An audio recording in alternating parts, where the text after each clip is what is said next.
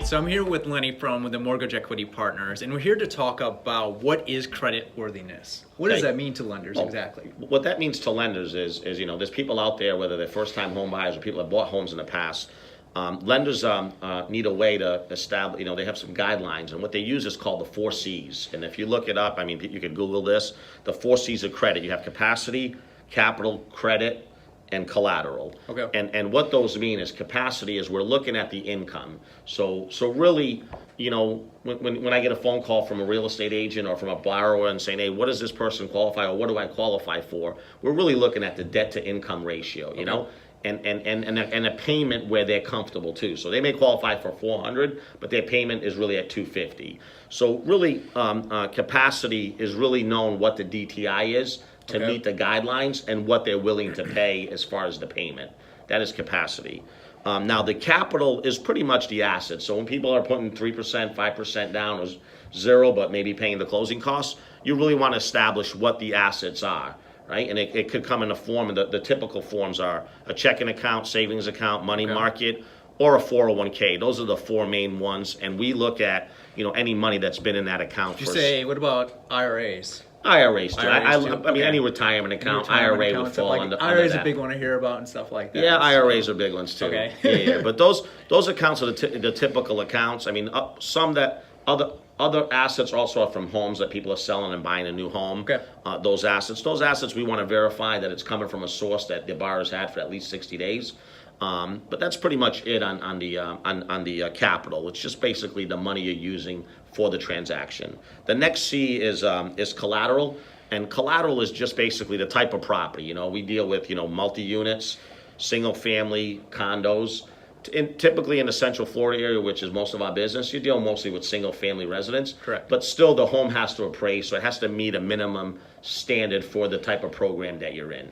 And then the last one is credit, but the most important one, so it's not last for. Right. It's not I think important. I was It's gonna last say usually because it's the most that we can talk. The most that there's things to come up. But basically, credit. You're looking at a credit score. You're looking at the trade lines, which is anything that's listed on your credit report. We're looking at any derogatory, any bankruptcies, foreclosures, tax liens. We're also looking at, your trade lines, your credit to balance ratios, in determining, your worthiness from the credit standpoint. So out of all 4, you think that last one is probably the biggest one to focus on? The credit is a very important piece. Okay. But in today's lending world, which maybe it wasn't prior to 07 before the collapse, is also the capacity, which is the income and the DTI, which is what you hear when they say the ability to repay. You always want to establish the ability to repay. What's a good DTI to have? If you were to shoot a percentage out there, what is someone looking at? They're just looking, I know my income's this, I know my debts are this. And well, standard DTIs, if you look at it, you want to be with your home and all your expenses, you want to try to be around 45% or less on your gross income.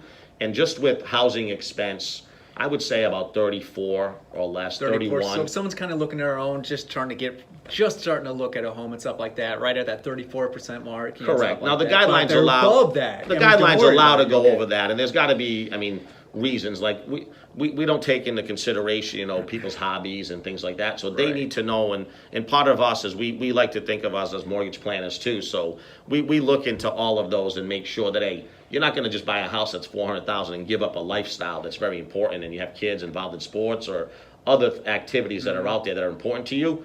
It may not be right to buy a home at this time. So if you were to focus on, speaking of DTI, if you were to focus on making a real quick 15-second spiel, what should someone consider as DTI? Should car insurance be considered in their DTI? Well, DTI is only what's on credit. So typically would be your car payments, your credit cards, anything that's actually, where you have to use credit and apply to actually get it. Usually, things like your cell phone bill or your electricity bill or any utility bills, you still fill out information, but those would only be reporting on your credit if you stop making payments. Just focus on what's on that credit Yeah, just report. focus on what is being reported on a monthly basis, and typically it is just credit cards and car payments. Obviously mortgages, equity lines, and